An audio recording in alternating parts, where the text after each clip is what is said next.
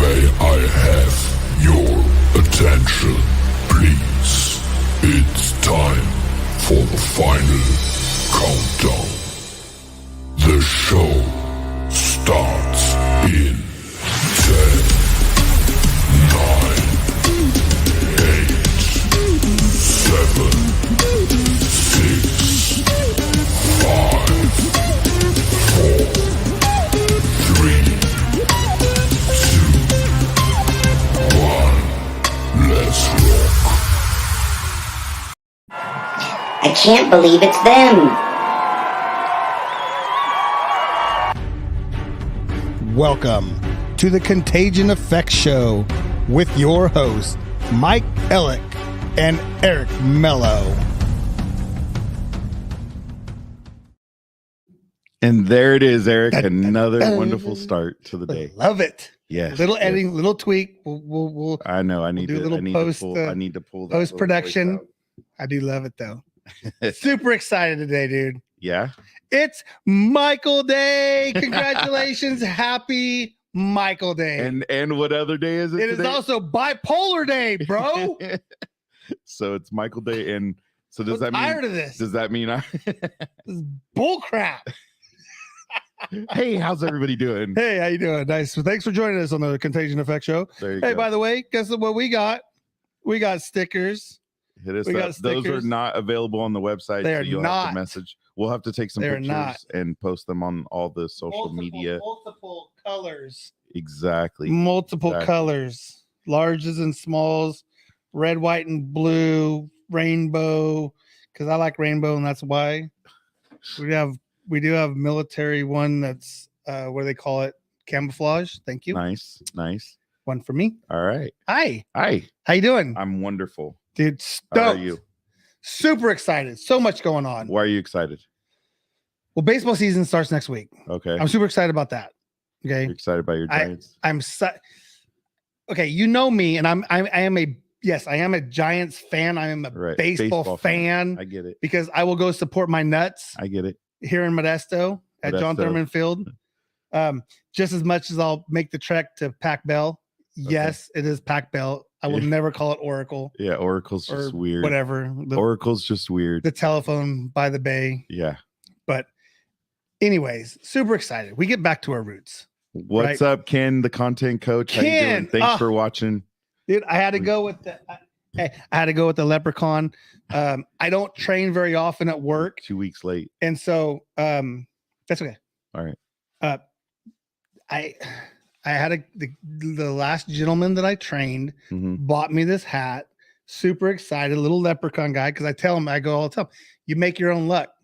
Yeah. Like if you're lucky, but you make your own luck. Hard work equals luck. So I run Very with true. that. I totally gig on that. Cool. Again, getting back to our roots about Mhm. what our podcast is about. What are you drinking today, Mike? What's your drink of choice? Here. Mm, Let's wait drink. because I wanna talk about it a little bit later. Okay. Keep it in perspective. All right. All right. So let's get back to the roots of our podcast, right? It What's is. our podcast about? Our podcast, other than being therapy for me, it's not about me because it's a we show. Veterans, Veterans, bottom line, men's veterans, health, men's health, mental health, dadding. talking about different things that we don't normally talk about, that guys don't normally talk about. Last week we had the channel to be named later Mhm. on. Chris did a fabulous job. Loved He it. was awesome. Had great conversation. I felt like it was very controlled on his part. Yeah, of not, because his shows there's some Oh. energy. Yeah, man, last night he was on with Aaron Rodgers, which is one of our Right, right. buddies. because he hit And his 6,000. Yeah, hit his 6,000 subscribers. We take credit for that. I apologize. We take credit for that. But no, it was awesome. But getting back to what we do here, and that's bringing awareness to veterans, men's health, just being able to have a platform to talk about things and understand that there's other dudes that are going through our stuff, other Right. girls, other chicks, but mainly Other humans, regardless. humans are humans, right? We Exactly. all go through stuff. So with that, So with that said, I'm getting on LinkedIn. Like I'm Ken's checking talking out. about Chris. Obviously, the energy. He did Yeah. have the energy. Yeah, it is technically March. I don't know what that was about. Did I say April? You probably did. Next week is April 8th Yeah. is when baseball starts. Yeah. So we love to support this group, the Wounded Warrior Project. You actually wear the hat quite a bit on our show. I just washed it last night. So it should have been worn tonight. I should have had it today, and I literally washed it because I had to get the little salt ring because I'm sweaty and I'm working and I love to show it off and support. So I'm going through LinkedIn and I'm seeing some contacts that we have and Nino Gray, who has been on our show a couple times, shows, had liked an article that our guest was part of. And I'm like, oh, well, let me go in and check out what this is about. So I would like to welcome to the Contagion Effect, Andrew Coughlin, who is the principal gifts specialist at the Wounded Warrior Project. He is joining us via the interweb live from St. Augustine, Florida. We appreciate your time. Thank you for staying up and not reading your kids' bed by stories. I appreciate it. Thank you. Welcome. Yeah. No, thank you guys for having me. I'm looking forward to our conversation. So Andrew, before we get started, I mean, we talked a little bit and talking to you before the setup. So where are you coming from tonight? So I live in St. Augustine, Florida now. Okay. Getting ready to move out west though here in a few months. So I'm looking forward to that. To the Phoenix area, you said, right? Yep. That is make that trek west, young man. There you go. Been told it's and it's going to get much drier weather, so you're not having to feel like. I mean, every time I went to Florida, I felt like I had to take a shower every 5 minutes. Yeah. No, that's it's like a huge change. Yeah, living in a sauna to living in a oven, I guess. I don't know. Exactly. That's probably the way it's gonna go. It's gonna leather skin and all that. My aunt lived in Arizona, so I can say that. God rest her soul, but. Yeah, she didn't moisturize, we'll say. So Andrew is joining us. As Eric said, he came across on LinkedIn and following Nino and the Wounded Warrior Project. So Andrew, you actually work for Wounded Warrior Project, right?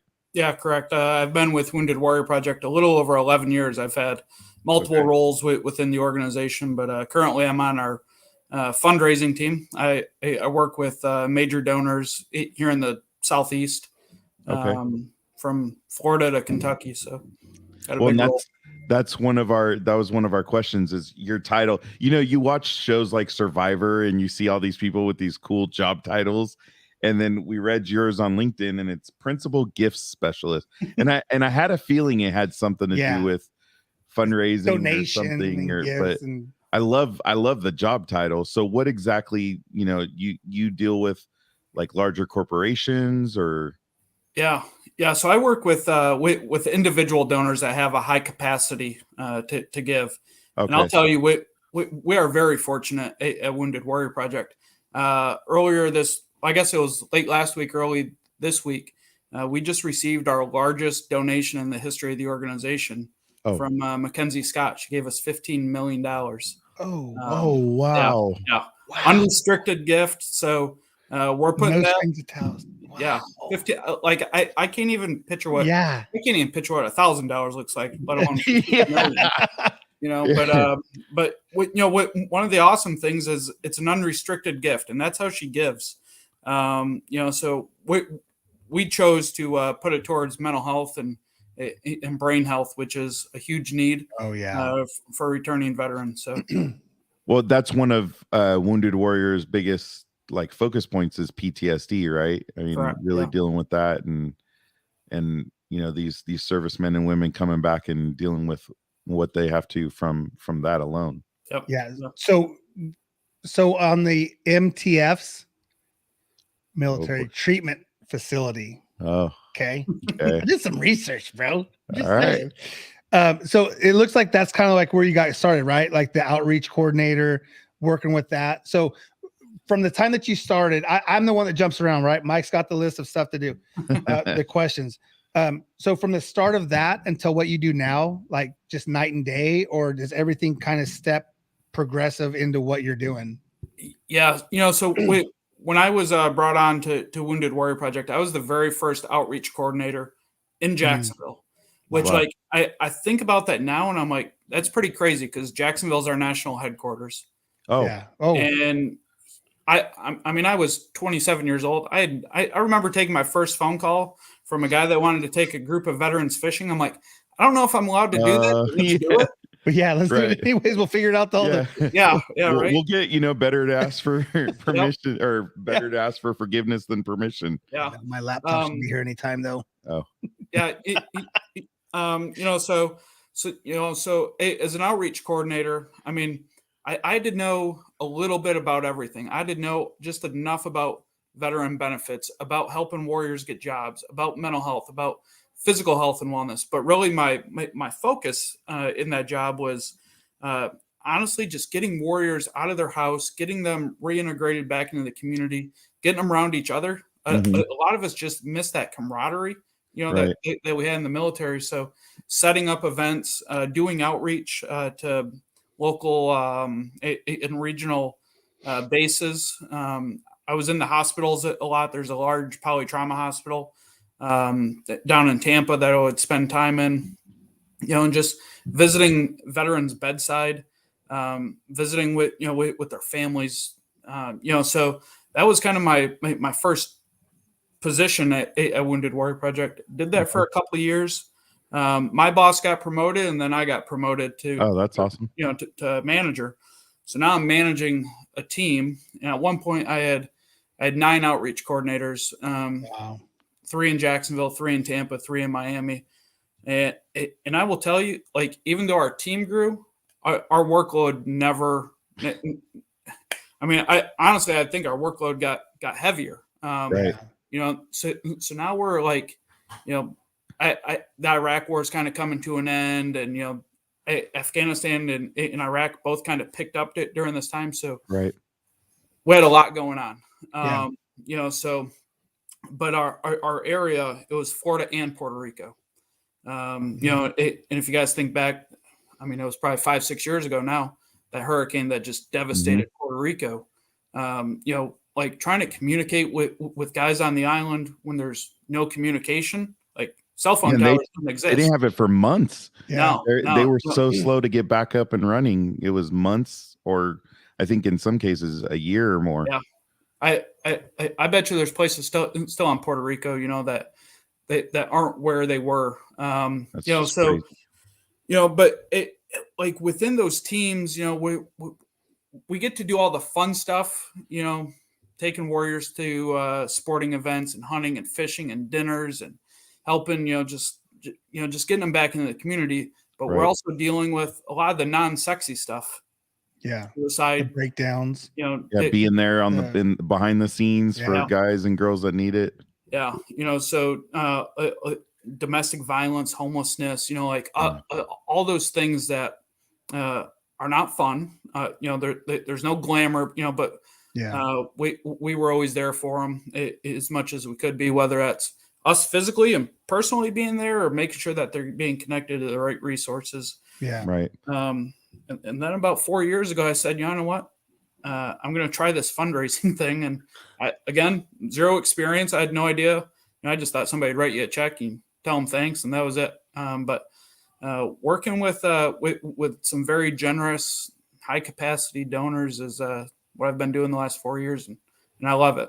Man, well, to get a $15 million unrestricted gift, holy, you're doing pretty well at that point. Yeah. Hey, we did have Ken, the content coach, who's one of our subscribers, and he's an actual veteran as well. Yeah. His wife, he says there that his wife and him are members of the Wounded Warrior Project. So, awesome.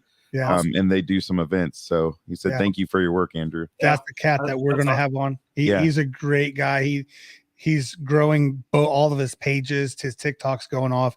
A guy that we've kind of communicated with a little bit. And like I said, that this is what our podcast is about, is the outreach and the crossover, learning about people's history and what we can do to give back. Yeah. My dad was in the Navy, and he passed away a few years ago. And so Mike and I are sitting here looking at each other like, dude, like we can talk and we need to bring up these issues because we can sit here and BS and talk about those things. And you had brought up the simple fact of it's not glamorous, right? Yep. It's the guy that's on the corner holding a sign, whatever your political view is, or whatever you think that guy is or isn't. Those are the guys that we want to talk with those guys. We want to be, hey, listen, man, there's programs like if you're really a veteran, like let me help you. Yep. Right. And so that's kind of like, I appreciate you coming on. This is awesome. So much that we got to get to. I think that with you moving out west, are you bringing anything like, are you hooking up with something with Wounded Warrior out here? Are you looking to expand that process too? Yeah. So we have a pretty, compared to working in Jacksonville in our headquarters, we have a small regional office in Phoenix. We already have, a bunch of program teammates on the ground doing some of those, program events I was talking about. But, we have a full program office. Yeah. Mhm. I think for me, the first 60, 90 days is trying to figure out who they're already connected to and, what they're doing in the community. And then honestly, just amplifying that and helping spread the mission. Yeah. They're in the Valley. So you're going to be your position, the only person in that office at this point. Yeah. I'll be the only fundraising teammate in Phoenix, which is, that's exciting. Right. Because we've never had a fundraiser in that office. Right. There'll be a lot of work to do. I know that. So a lot of cold calling, huh? I'm sure you do that a lot right now. And yeah. Wow. Yeah. So if you don't mind, I do want to take a quick step back and let's just go, where'd you grow up? So I grew up in a real small tourist town in West Michigan. Okay. Name of the town's Ludington. Ludington. Ludington. It's crazy. Like I always think it's small. It's like 5,000 to 8,000 people. Mm-hmm. I've seriously met people all over the world. I was in Israel 10 years ago, and I mentioned that, and this guy looks at me and is like, "I bought my first car in Ludington." There are 2 car dealerships in that town. But it's a real small tourist town, 5,000 to 8,000 people. That's where I grew up. So what's funny is I live in a small town that's about 7,000-8,000 people. We're not a tourist town, but if you've eaten an almond, you've probably eaten an almond from here because we produce like 75% of the world's almonds, I guess. So nice. So I understand the small town. Now, what took you from, you grew up in the small town in Michigan. Yep. What made you go into the service? Yeah. So I'll go. No, sorry, go ahead. No. So I was a senior when 9/11 happened. Oh. I remember exactly where I was, what I was doing, just like everybody else, right? Mm-hmm. My brother, he's about 3 years older than I am, and he was already enlisted in the Air Force. So like, my senior year, I'm like, do I go to college? Do I just get a job? 9/11 happened, and I was like, that answered my question. I was down the recruiting station as soon as they opened back up. And I walked into the Army recruiting office, and my recruiter, Staff Sergeant Jeffrey Ward, you never forget your recruiter. I asked him, what do you do? He told me infantry. I said, that's what I want to do. So you went straight boots on the ground, huh? Yep. Wow. So did you look at all the other services, or you just went straight to Army and said, I'm done? Yeah, no, I just went right into the Army recruiting station. And, I even remember, I must have been 5 or 6 years old when the first Gulf War happened. Right. And I remember like my mom forcing me to go to bed because I would like sit there and watch it at, on TV, on CNN or Fox or, whatever news station it was. Like, and I always had this, this feeling inside of me of like service bigger than myself, so I think seeing that, from a young age, growing up, I wanted to be a firefighter, that never happened. Right. But 9/11 happened and I was like, man, like this is my opportunity. So that's why I enlisted. Well, and it's funny with that first Gulf War is all I remember is all the media coverage because there was a ton, right? Yeah. And it was just this whole shock and awe. And we Yeah. talked about this. Did Yeah. we talk about it last Yep. week? Or Yep. yeah, it For was sure. just everything was about shock and awe, Yep. and that's all we heard was how we're gonna go in there and shock and awe them. So Yep. And there was a point where everyone's like, "Gosh, stop telling what you're going to do. exactly. Like, stop right? telling where you're No, going." that became a big deal. That was a big deal. Because they felt we started to feel like, this was, I think this was the first like true war that we had where the media was Televised literally on the front war. line. Yeah.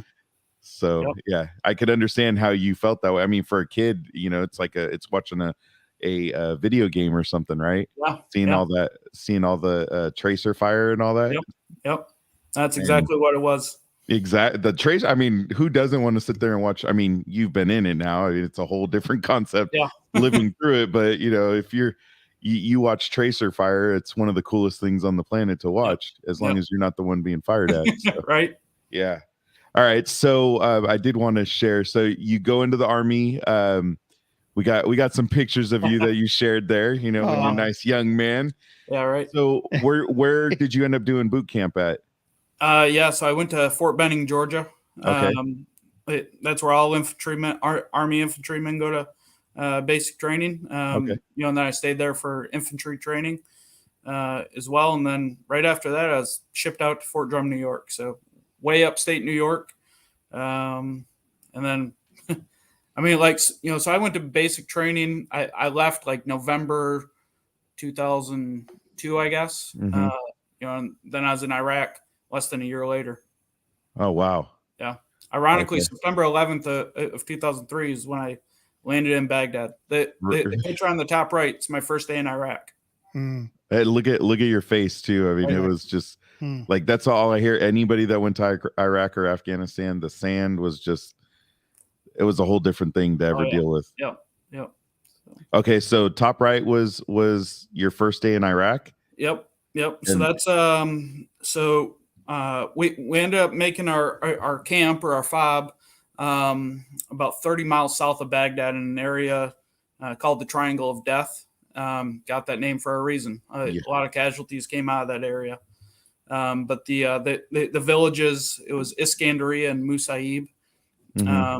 A lot of farmland, but I guess you can kind of see it in the background.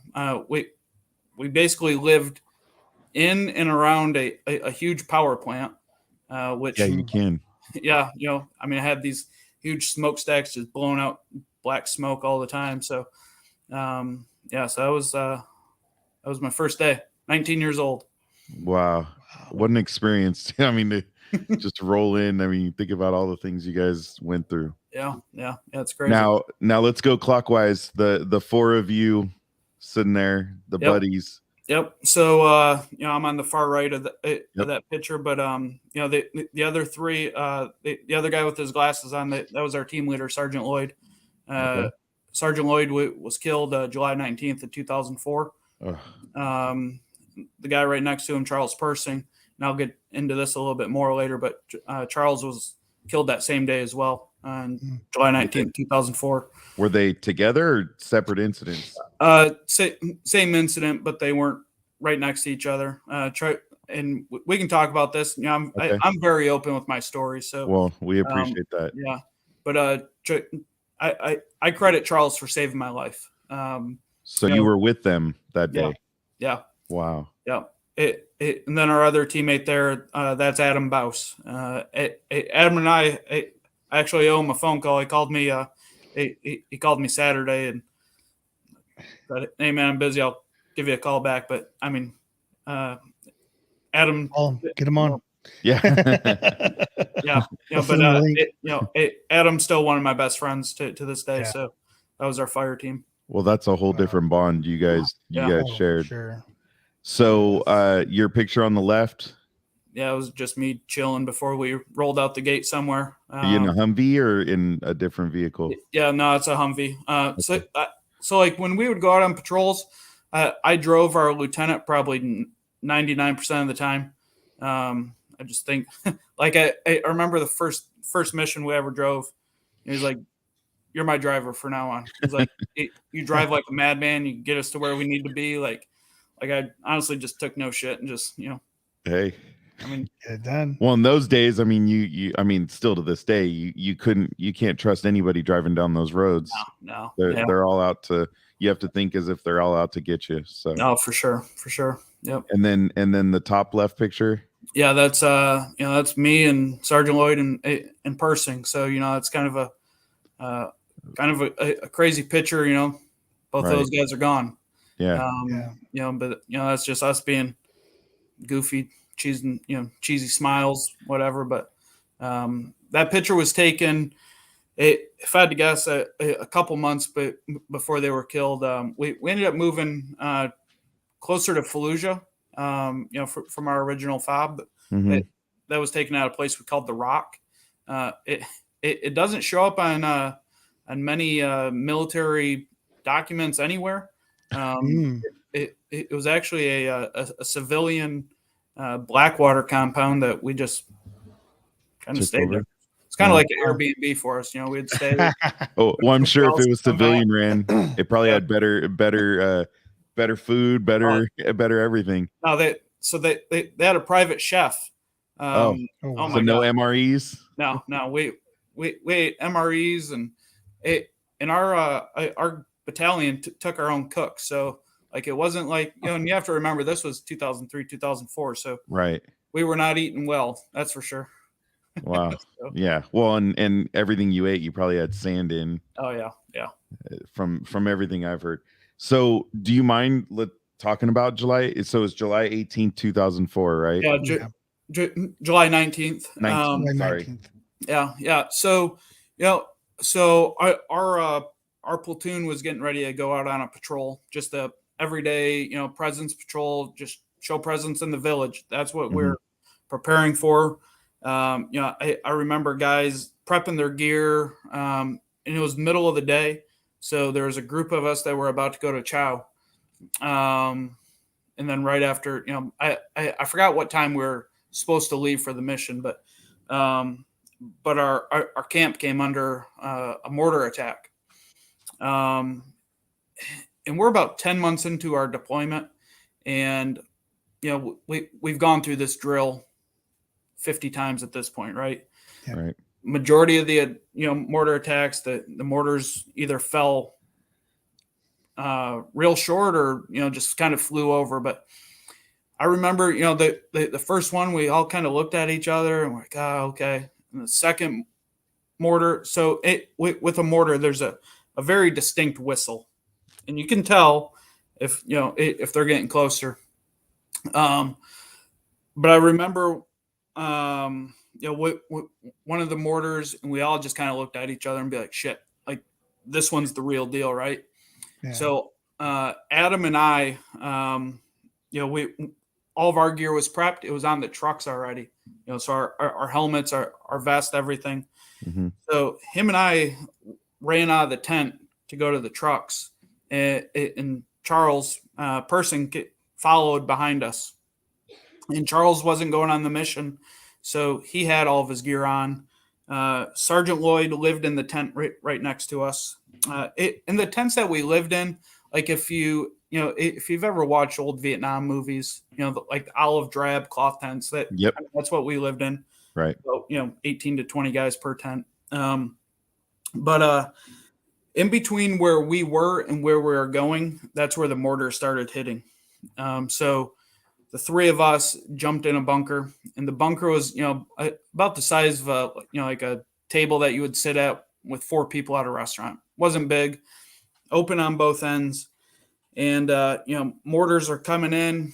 And then I remember Charles and I was in between these guys. So Charles and Adam were on the ends. And I remember Charles just looking at me, and he had I can close my eyes and see his face, where he just had this very calm, serious, but confident, worried look. Like, I know some of those words kind of, mean the opposite of each other, but he just had this look on his face, and he told me to hold on to him. I did that, and within 2 seconds, a mortar round hit right at the opening of the bunker. And that's something that I live with every day, knowing the last decision that Charles ever made of his life was to save mine. Yeah. And So and then from there, the mortars just kept, coming into the camp, and you're hearing screams, and then our tent started on fire. In a true military fashion, everything's dress. The tents are, I don't know, 6-7 feet apart from each other. So the tent that we just left took a direct hit, and Sergeant Lloyd's body was recovered in the tent that his team just left. That's something else I think about, knowing Sergeant Lloyd came to make sure his men were all right. He didn't realize, that we already left the tent, but so that day, my squad leader, Sergeant Adams, was severely wounded. One of my other good friends, James O'Leary, who just got back from leave the day before, he was wounded. Sergeant Ramirez, the other team leader of our squad, was severely wounded. And during this whole thing, so we have incoming mortars and rockets. There was I really never read the official report, but I've heard estimated 100 to 150 mortars and rockets just came into our camp that day. They had us dialed in, and the tents caught on fire, and inside our tents, not only our gear, but all of our ammunition, all of our mortars, our rock. We don't have rockets, but right, hand grenades, shoulder fired rockets. You got all these secondary explosion stuff cooking off. Other guys in our company, took shrapnel wounds and stuff like that. But and Adam and I, we left the bunker numerous times to bring these guys back into safety and start first aid on them and help with the medevacs. And it was the craziest day of my life. Obviously, a day I think about that day every single day. Lucky to be here. And if it wasn't for Persing, just that split second decision for him to shield me, I know I wouldn't be here. Yeah, one of your best friends Wow. saving your life. Wow. Saving multiple lives. Yeah. Wow. Well, first of all, appreciate you sharing that. I know, being there and being in it, you will always have that just playing in your head, and I know some guys have a hard time, processing that and stuff. So again, appreciate you coming on and talking about that. Yeah. Thank you. Yeah, man, that's it's hard to go on from there because that's such a, we live in our spoiled world, right? Absolutely. And we don't think about the things that everybody else is going through. And Ken, I agree. We appreciate you so much for sharing because you said it. Last week Chris said he was an open book. Yeah. We don't get to always find those because you do have those people that kind of hold up that information. And because my dad, I told you he was a Vietnam veteran. We didn't get a peep. I didn't get a peep out of him.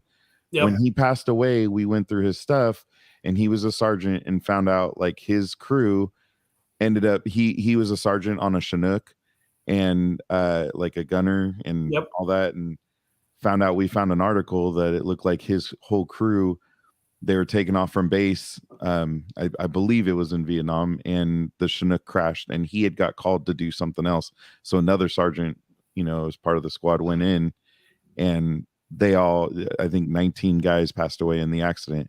Yeah. And now I see why he never shared that, because that was just something so big to him. So, and so I just sent you guys some pictures from that day. And, one of the things that I've personally struggled with the most is the guilt from surviving, why you? Yeah. Right. Why you? And for years, I said, I should have did that. I could have did that.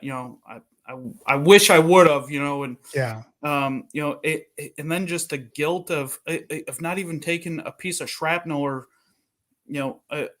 a little burn or something, like just nothing physically happened to me. I was later diagnosed with a brain injury that more than likely, was caused from, a close impact from a mortar round. Right. I mean, mortar round, IED, whatever the explosion is. I mean, those are some of the most deafening sounds. I mean, just imagine, you standing there and somebody smashing you in the head with a baseball bat. Like, Yeah. That's about the only thing that I can, think would be pretty close to the same. So, wow, I'm actually trying to pull this, see if I could pull it in somehow. Well, first of all, I want to let you know, obviously you have our phone number, and anytime you need to call and talk, we're always here to listen. Yeah. First and foremost. Hey, Mark Brown, 8888 says, hi, Ken. Hi, Ken. Right there. Well, while I work on that, we will move on. So, when did you, we get through that, which, I mean, that I don't even know, like, was your military career over after that? Well, so I still had a couple months left in country. Okay. Ironically, came home September 11th of 2004. Oh, that's when that's your date, huh? Yeah. And the only reason that I know that is because Michigan played Notre Dame that day. Seriously, the only reason I know. Now I have no idea. I mean, I have no idea what the outcome of the game was, but so I had a couple more months left in country, and then about a month or so after I came home, she hates when I say this, but I always say my high school sweetheart. Oh no. I wasn't hers. I mean, like I knew her name's Ashley. Ashley came to visit me in New York. Spent the weekend in New York City, and then Tuesday we got married. I was like, oh, wow. Like we didn't see we'd never dated, nothing, just got married, right? Yeah. And then I was placed into a team leader position. So now I'm supposed to train and lead and mentor guys. And honestly, I just wasn't I wasn't the leader that these guys needed or deserved. Right. So these are our brand new guys from basic training, and I was struggling and I had no idea what was going on in my head. I wasn't sleeping at night. When I did, I was having nightmares. I hated being around people. I was having some weird physical reactions to stress as well. And then thankfully, my squad leader, Sergeant Adams, kind of pulled me aside and he told me I need to go get help. So I actually, Sergeant Adams is the one that took me to my first mental health appointment. So he drove me across post, got help, but then the Army found me unfit for duty. So I left active duty 2 days after my 22nd birthday. So did you ever did you get diagnosed with the brain injury while you were in, or No. you didn't even have a clue yet? Yeah, no, I wasn't diagnosed with brain injury until years later. Wow. Yeah. So, and there's a lot of overlap between, a traumatic brain injury and PTSD. A lot of symptoms are similar, and, they're either undiagnosed, misdiagnosed, or whatever. But, and when I say later on, I mean, it was just a few years ago, right? Wow. I mean, so I've for the last 10 years or so, I'm like, I have a pretty good quality of life, right? Like Yeah. I've graduated college, I'm working, I have a family, I've, now leading into it, Yeah. Something's wrong, but you just don't know. Yeah. Hey, I went through this thing, and you just knew something wasn't quite right. Like I had extreme irritability. I mean, to the point, if for an example, if I was trying to screw in a light bulb, right, and it wouldn't line up right, I would crush it in my hand and not even think about it. Or I'd snap my toothbrush, like it was that quick. Like, oh wow, and one of the unfortunate things, I have two young children. Well, I have a teenager now, which is scary for me to think about, but at the time, almost every single time that irritability would just, hit me, my girls saw it, right? And I was like, this isn't who I am, right? Yeah. And I struggled with that. So some of my most embarrassing moments always happened in front of the people that I love.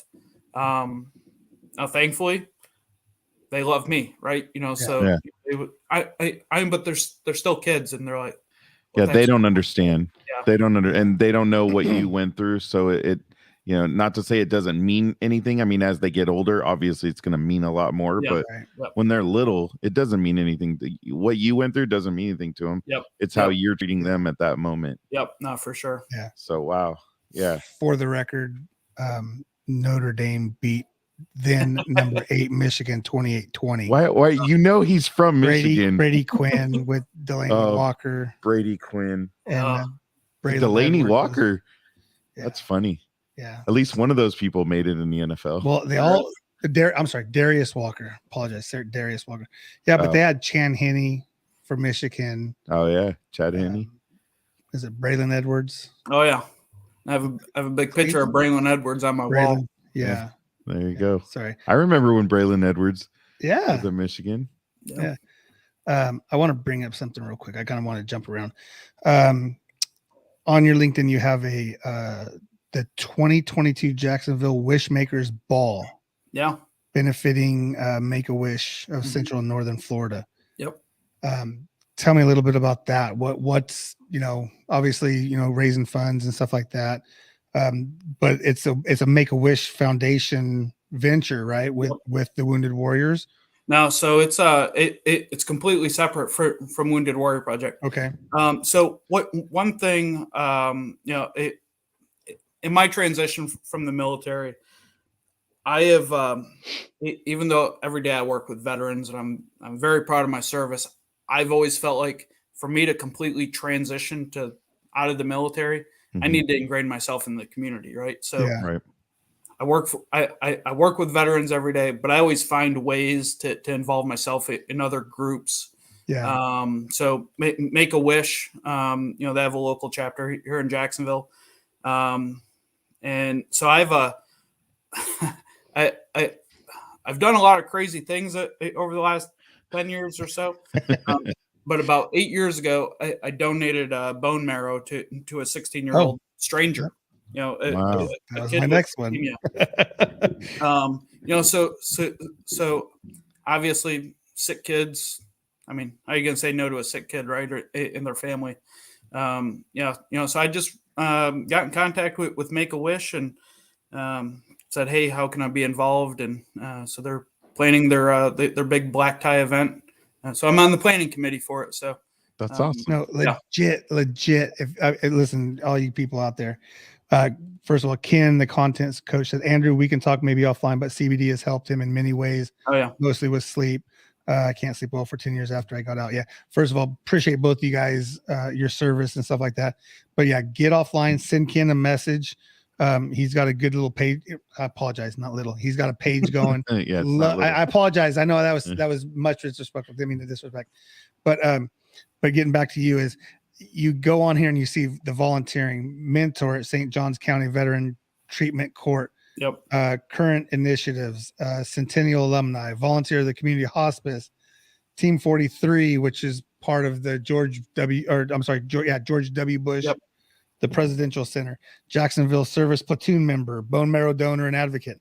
And that's just, the 5 or 6 that you list on here.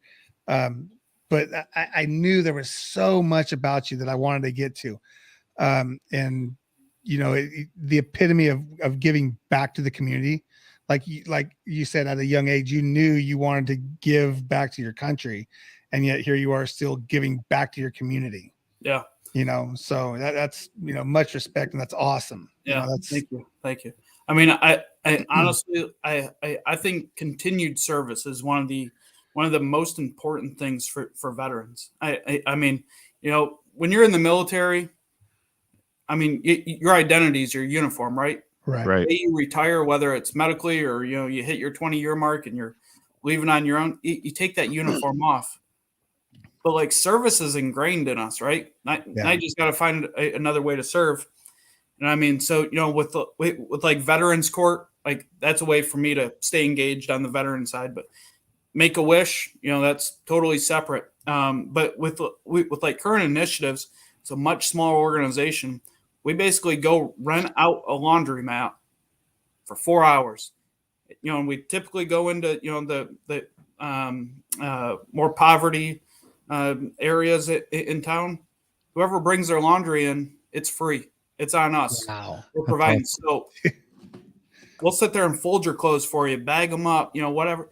And that's like a crazy thing for me to think about. If I want to do laundry, I just throw it in my hamper and my wife magically does my laundry, right? Yeah. Let me clarify. She does not let me do my own laundry. Yeah, I'll screw it up, but pink underwear, laundry mat. I mean, one load of laundry is $10, right? Right. I've talked to people. They're like, I haven't been able to do laundry in a month. It's either I do my laundry or my kids eat. Right. Yeah. So, and nowadays with just getting to the laundry mat, I mean, you're gonna have to ride a bike with the trailer. Yeah. So with all that you do, you deal with a lot that can really bring you down, right? And I don't mean that in a bad way. You're dealing. I mean, come on, you get a call from somebody who's going through a rough time. You don't hang up the phone and just go on with life. Yeah. And if somebody thinks you do, then you're truly mistaken, right? It takes a beating on you. And I think Nino talked about it. Yeah. That's why he kind of transitioned, to some different stuff to mix it up. So because you can only handle so much. And you went straight into, okay, well, I got my military life and now I got to go into the civilian world. And you got to make a wish where it's literally the positivity is seeing those kids smile. And like, I totally get it. How do you is that like your therapy, or how do you get through all that on a daily basis? Because you're living and breathing it every day. Yeah. So part of me giving back that, definitely just helps. Right. Mm-hmm. But I also know that I need other things. No idea why, because I hate running, but that's a thing that I just clear my mind. There you go. There So running, working out, those types of things are huge for me. I love comedy. I didn't share this, but for the viewers that know Dolph Ziggler, the professional wrestler, right? Kind of fun. So him and I became friends, and he does stand-up comedy. And he had no idea. I probably shouldn't say he had no idea, but he sends me a message a couple of years ago. He's like, "Hey man, I'm going to be in Florida. I have a comedy show. I'd love for you to come watch." Basically, and I told him, I was like, "I've actually always had an interest in comedy, right?" So he was down in Naples, a legit comedy club, comedy show. And I was like, he's like, "I'll give you 5 minutes," and I'm like, "Really?" I've never done stand-up comedy in my life. So, what's up, Ryan? So I drive from St. Augustine down to Naples, and he gave me 5 minutes of comedy. I mean, I was like, I'm a one-hit wonder, right? Like, I'm probably never going to do it again. But that's too cool. Yeah. Which, for those that are familiar with Naples, I mean, it's a retirement place, right? Right. So like, on the left side of the stage, you got a table of like 8-year-old women, and then you got like, the WWE crew, and then you got people that were probably just really there for dinner, or got tickets sitting somewhere, So I'm like, how am I going to make them laugh?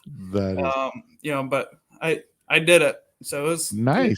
It was fun, So but the serving component, that's part of it, but running, working out, comedy. So you're a prankster at home? What's that? Are you a prankster at home? A lot of dad jokes. My girls don't think I'm funny, except for my youngest. She's hilarious. Like we would laugh. Like she would just say something super witty, and we'd bust up laughing, right? Well, she would get embarrassed. She always thought we were laughing. We're like, no, you're hilarious. So like her and I would try some jokes on each other, but yeah. That's awesome. I actually met Dolph Ziggler. I worked for AT&T, and we were at an AT&T event when Okay. he was like the cricket spokesman. Okay. Like when AT&T first took over cricket, so he was at an event, and I got to meet him for like 5 minutes. Nice. Yeah, Yeah, he's a good dude. Yeah, he was super nice, but there was a line of people that wanted to I'm talk sure. to him. Yeah, I'm sure. So let's talk about some of these pictures. So you know, the whole running for fun thing, and I don't get it personally, but you know, hey, I know every time you're probably running there, it means something for somebody else. Yeah. So, so the night, what's the night run there? Yeah. So last year, on July 19th, the anniversary of I hate the word anniversary, but the day that my friends were killed, I decided that I was going to run 1 hour I was going to run 1 mile every hour for 17 hours. You know, so that's what I did. So, you know, I asked my wife, I said, hey, you want to run that first mile with me? You know, we're just, she's like, yeah, sure. And I was like, well, I'm starting at 4:30 in the morning. It was like, oh shit. Like she already, but yeah, so that's a picture of her and I. You know, she was a trooper though. I think she ended up running like 5 or 6 of the miles with me. So, oh, that's awesome. Yeah, and, you know, it was cool. So I turned it into a fundraiser for a Wounded Warrior Project. Raised about $15,000 just out there running. So, man, so you ran a mile every hour for 17 hours. For 17 hours. Did the last mile take the whole hour? No. Well, so it's kind of funny. My original goal was $1,500. You know, and I said, all right, as I'm approaching that last hour, I said, if we can get to $5,000, I'll wear a weighted vest. You know, so you can see my vest in the picture right below that. Yeah. Yep. It's 20 pounds. So, you know, as I'm getting ready, I hit $5,000. You know, so I go throw on the vest, and then my buddy that lives here, he owns a sports memorabilia company. It's called Palm Beach Autographs. I'll give him a little free plug, I guess. There you go. But you know, like he's been a great friend, great supporter of pretty much everything I do. He shows up at my house and he's like, "Hey, how much have you raised?" And it's funny, I get emotional about it. I hope he's not watching it. I want him to know that I'm crying about him. I was like, "Dude, I just hit $5,000," and I'm like pumped about it. He's like, "My company's gonna match it." Oh, wow. Like, wow. Yeah. I'm like, wow. You know, so now I'm getting ready to go into the last mile, and I'm like, dude, I just raised $10,000. Huh. And then, I mean, I was running 9-10 minute miles that all day long. Right. And I decided to live stream. I guess that's what it's called, like on Facebook or Instagram or whatever I used, and donations started coming in. You know, so I hit $15,000, and I mean, but it was amazing. Like there was one of the miles I probably had 10 different people running with. I was like Forrest Gump, awesome. Like it was cool. So that was, you had mentioned Palm Beach Autographs. Is that what it was called? Okay. Yeah. So we will give it a plug because he has 2 locations, technically 3. There's an office and 2 stores. So yeah, the Jacksonville store on the Avenues Mall in Jacksonville, Florida, the Wellington store, the mall at Wellington Green in Wellington, Florida, and the Tampa office on West Waters Avenue. Yep. We'll give you a shout, man. Nice. That's awesome. Yeah. Awesome. He doesn't need our shout. He's already doing pretty well. Well, yeah. They just dropped 5 bands on you. So no, that's awesome. Yeah, but he knew it was so. Well, yeah. So Andrew, was that event was it something you really publicized, or was that something you kind of just did put quietly? Together, ran out there? Yeah. So it honestly started real quiet with me, right? Like, it's like, I'm just going to do this. For the 4 or 5 years, except for the COVID years, I always had a big party at my house, just kind of really celebrating those guys. Yeah. But I'm like, I want to do something different this year. So it was real quiet. And then honestly, it was my wife, Ashley's idea. She's like, people will come run with you. make it into a fundraiser. People will donate. Yeah. So honestly, it was her idea, but we threw it together in like a week, maybe 2. But I had to put a message out to all my neighbors because like the media showed up, and I didn't want people to start waking up at 4:30, 5 o'clock in the morning with news trucks in front of my house. Be like, somebody get murdered. Like, people, what happened? Crazy. Yeah. 1 mile per hour.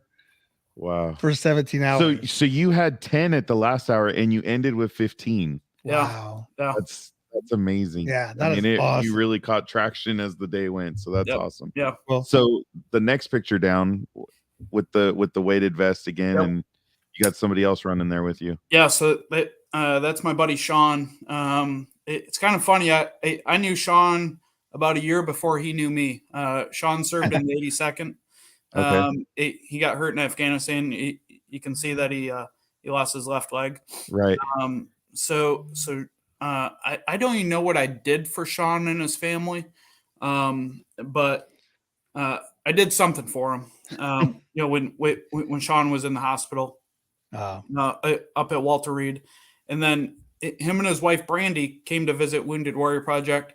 I wasn't in the office that day, but they're walking around and they stop at my cube and they're like, "Why does this dude have our Christmas card hanging in his cube?"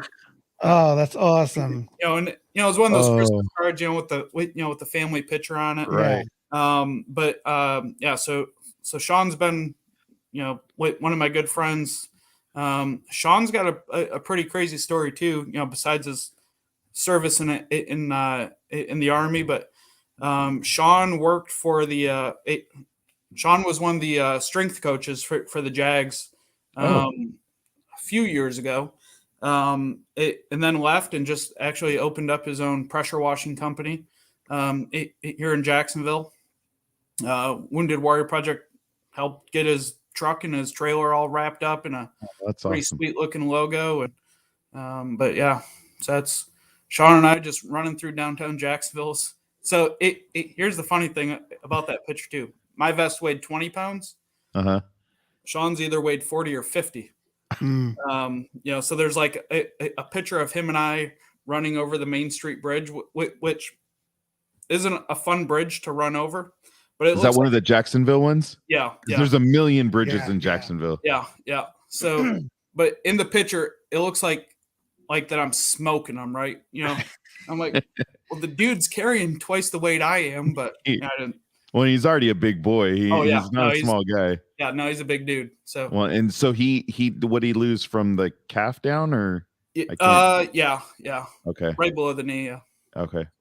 And then we have the last one with you carrying the flag. Yep. So that was one of the Wounded Warrior Project carry forward runs that I did in Nashville this past year. It's an annual event that we do up in Nashville. It's 5K. Easy run, but it's and I wore it was 20th anniversary of 9/11, so I wore a FDNY shirt, and I remember running and this lady she was younger than I, but she's like, "Oh, are you a retired firefighter?" And I was like, "Nope, like just a t-shirt." She's like, "Oh, my dad just retired from FDNY." So that was kind of cool to, have that little connection and moment during the run. But I'm sure he was all involved in everything that day, huh? Oh yeah, yep, for sure. So I hate to go back real quick. Can I get the last name on Sean? Yeah, I didn't write it down. Yeah, it's I'll spell it out for you. It's KARPA or PF. Sorry. Carp. Yep. Carp. All right. So Sean, and then that's obviously Dolph Ziggler. Because I was looking, I'm like, that looks like Dolph Ziggler, but I was gonna wait to see because I was like, how did he get in a picture with Dolph Ziggler? Yeah. So Dolph's been a great supporter of Wounded Warrior Project. Awesome. And so I was the recipient of the 2018 Courage Award. Nice. Congrats. Up in New York City. And Dolph was the presenter. So he's the one that gave me the award, but Dolph's done some pretty cool stuff with us. when the whole country is shut down and we're still trying to figure out how to keep warriors engaged. Mhm. Yeah. We'll do like Scary virtual times. Q&As with them. So I'd get 20 warriors on Zoom, and Dolph would log in and Awesome. do like a Q&A. And like it's crazy. His travel schedule. I mean, they were doing shows. During COVID, it was a little bit different, because they'd be in Orlando just taping with no fans. Yeah. But like trying to match something up with his schedule was next to impossible sometimes, but he always made it work for us. So that's awesome. That is you love to hear when some of these guys with that kind of notoriety are involved in things, because sometimes we tend to think some of them are a little self-centered and worry about themselves, and to hear that they're actually out there trying to make a difference is absolutely awesome. Yeah, he's a good dude. So I want to throw this out there. Let us know when you got something going on, like reach out to us, because we want to help do what we can do. Yeah. And support, that's basically what we're here for. Yeah. If it's a quick interview, something we can do. Yeah. Whatever it may be. Yeah. And we love, if you have other guys that have great stories, like you, Sharon, Sean, those are the people we'd love to talk to and hear their stories as well. For sure. Yeah. Because one of our things is we talked about, neither one of us were veterans, but we grew up in military households. Yeah. My dad was such a proud Marine. It was funny. He could watch every Korea and World War II film, but he would never watch anything to do with Vietnam. Never. So I didn't get to hear a lot about it, but he was very proud. And so what we went through when he ended up getting cancer, we didn't know about all the veterans programs out there. Yeah. So my wife actually started digging in, and she did an amazing job. And we just come to find out, he was part of Agent Orange. He already had lung cancer. So then it just added up. And what's funny is and maybe not so funny, but we interviewed our local sheriff who went to West Point. Yeah. And he became, he went through West Point, was in the service, and we asked him, hey, are you getting any of your benefits? And his answer was actually pretty interesting. Yeah. Because his answer was like, no, I don't need them. And I feel like if I get them, I'm taking away from somebody else. And we're like, no. Yeah. Even in your spot as the sheriff, you are due them, and you are because of your service. So don't ever, don't take it for granted. Yeah. Because our goal, like my goal is really, I want to go take those guys you see on the side of the street, because you wonder why, like, dude, there's so much out there for you. Why have you, and whether, maybe some of the guys are lying, whether they were part of service, maybe some of them they just didn't have the means, or they got themselves in so much of a place that, they can't. And my whole thing, I would love to help them go get the money that's out there for them. Yeah. And then meet up with people like you and Wounded Warrior Project, or to get what they need to get on their feet. So. And that was the thing with Sheriff Dirksey. Like he said, he goes, I'm healthy. I have a great life. And we're like, no, that's good. That's great. Like, take that and go with it. But there is a Sheriff Dirksey, there is a Jeff Dirksey plot there that's already allocated for you. You're not taken from, this gentleman or taken from that gentleman or something like that. Like, it's already got your name on it. Right. When you sign that contract to join, they've already put that aside for you. So you're not taking from anyone else. There's plenty to go around. Thank you, Ken. Thank you. Hopefully you mean the conversation's great with us. So thank you for Appreciate that. it. But so Andrew, we don't want to hold you. I know you said you have family there. Yeah. We don't want to hold you hostage all night. I mean, it's already pushing past 10 o'clock there. Yeah, we appreciate it so much. Yeah. And I mean, just everything. Real quick, I will go, and because you did send me this. Sorry, I added it and then I removed it. Yeah. So that is the scene at the July 19th. 2004. Yeah, 2004 with all the mortar. As you can see, the tents. Before and after. Yep. Yeah. So that the picture, in the middle row, on the left, that is obviously before the attack. Right. The picture right next to it is from the exact same tower, from the exact same angle. Wow. That first pit. I mean, so you could just, and yeah, I mean, it was, I like thinking back to this, I mean, Sergeant Lloyd and Persing. I mean, those. I think about those guys every single day, of course. And, the guys that were hurt, but like, how in the heck more guys weren't hurt or killed in this attack? Just kind of blows my mind. And sometimes. this was in Fallujah, or this wasn't in Fallujah? No, this was south of Baghdad in Iskandariyah. Okay, south of Baghdad. All right. Yeah. So. Well, Andrew, I mean, first off, amazing stories. Yeah. Obviously what happened was meant to happen because you had a greater purpose, it's and not taking away from the guys you lost that day. Just obviously that's one of the things is you were meant to be here to bring more, and touch guys and men and women in the service and show them, what you've been through and that they can get through it. So I know I can say it for both of us. We so appreciate you. 100%. Appreciate your time, especially you being over on the East Coast and getting this done. Man, hey, but when he moves west, though, we can get a little closer. We cut that midnight oil, baby. No, like I said before, seriously, we so appreciate you, man. I'm so thankful that I clicked on that link and read some of your stuff and just was. I mean, you look so professional in your picture. Not that you're professional, but I'm like, damn, dude. I'm gonna take a shot and see what happens. I'm gonna send this guy a message. You look too big time for us. Oh, dude. Dude, seriously. Somebody told me I look like a senator from Kentucky. Honestly, from Kentucky. Honestly, I love it. I sent Mike a message like, hey, dude, I sent this guy a message.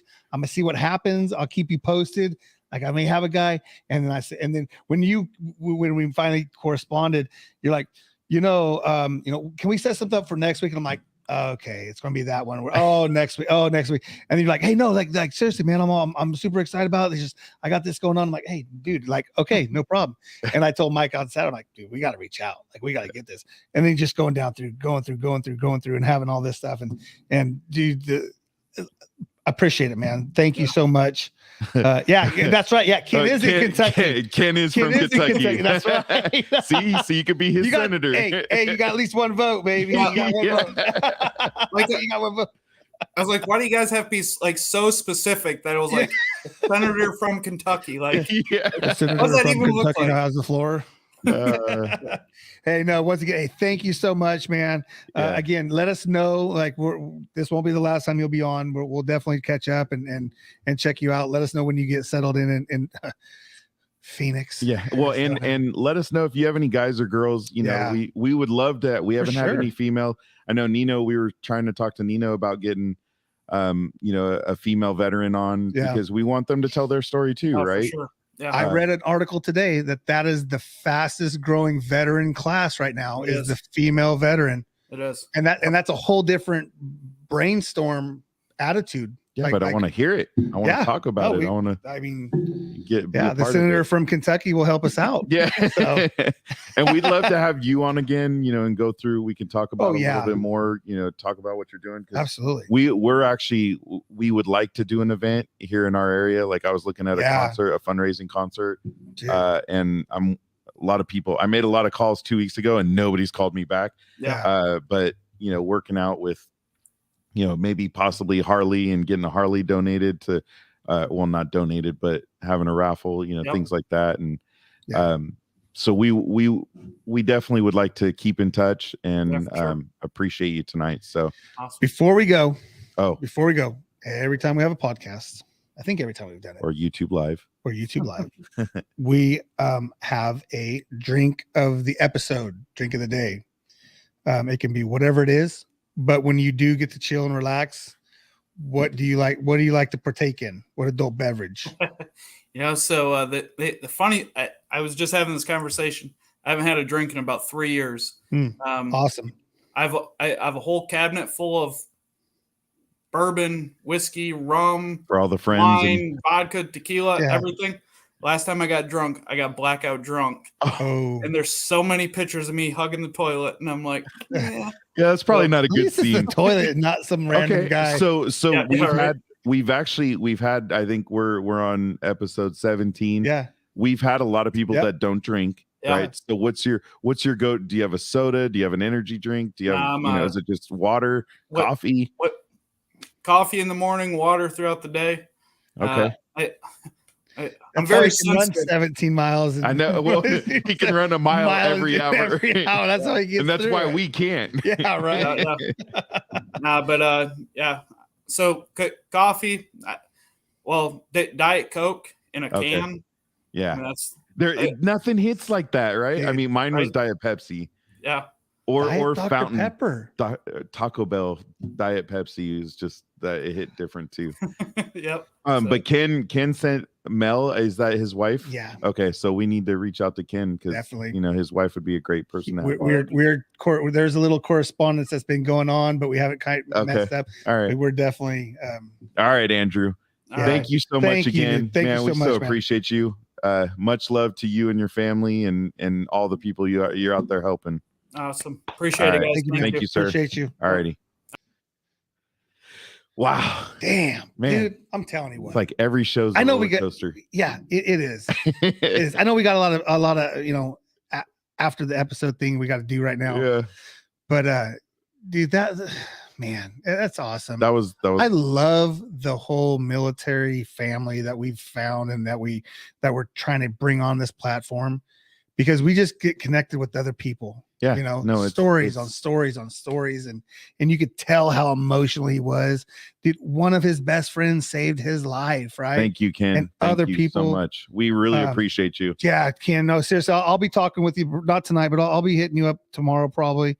Appreciate your input, man. Maybe we can have both of you on because we want to hear all the stories. I mean, yeah, whether it's separately, together, whatever it may be. Yeah, we'll definitely be reaching out though. So yeah, no, Mikey, thank you, brother. That was we got to roll into a commercial real quick. I know. Oh, I'm hitting the wrong buttons here. Toledo. So we're gonna roll into commercial and then we'll finish up with a couple things and we'll go from there. Now for our sponsor, Tamara Polito with the Finance Group, where they're creating a future where everyone has access to the loan and home they love. Whether you're a veteran, law enforcement, a first-time home buyer, you're up or downsizing, or even if you need to just refinance, our community deserves proficiency and expertise. Better rates, faster close, welcome home. Tamara Polito, NMLS 1655776. Again, that's Tamara Polito, and her phone number is 209-204-3795. All right, might have had a little issue there.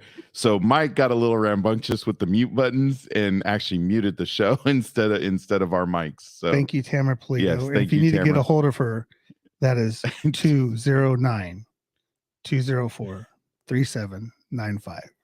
Team Polito.